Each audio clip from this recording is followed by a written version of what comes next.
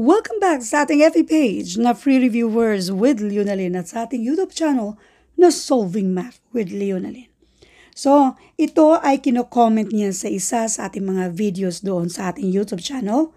So, sagutan natin ito. Ang sabi niya, ito po ma'am, paano to patulong po? The larger of two integers is 7 more than the smaller integer. Then their sum is 49.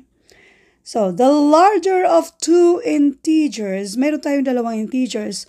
So, malamang smallest at yung largest or smaller pala. Dalawa lang sila. So, smaller plus yung larger. So, ito yung two integers natin. Yung larger integer, ito bali si letter L. Let L para sa larger integer natin is 7 more than the smaller integer. So, yung S, ang smaller integer natin, 7 more than, ang ibig sabihin yan ay plus 7. Although, pwede namang 7 plus kasi addition lang din naman yan. So, wala namang maiiba sa sagot. Pero kapag sinabing 7 more than means plus 7. So, 7 more than sa smaller, that means S plus 7. Their sum is 49. So, itong S plus itong value ni larger number, which is yung 7 more than sa smaller number, or S plus 7, ang sum daw nito ay 49.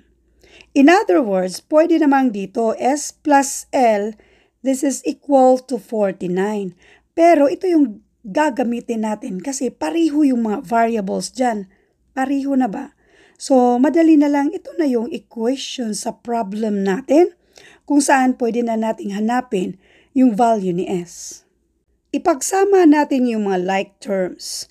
Meron tayong dalawang S dyan. Para hindi kayo malilito, pwede namang isang apple, isa pang apple, ilan yan siya? Dalawa. Or S plus S equals 2S. In other words, lahat ng mga letra or variables, kapag walang nakasulat na coefficient, automatic kasi yan na 1. So, 1 plus 1 equals 2. And then, yung plus 7, again, kapag mag-transfer tayo ba? Yung mag-transpose ba? Kapag plus 7, kung i-transfer natin sa kabila, pang minus na yan siya. So, we have 49 minus 7, and this is 42. Para naman makuha natin yung value ni S, since ito ay pang-multiply sa S, pang-divide na yan sa kabila. In other words, mag-divide tayo ng 2 to both sides para makancel yan siya.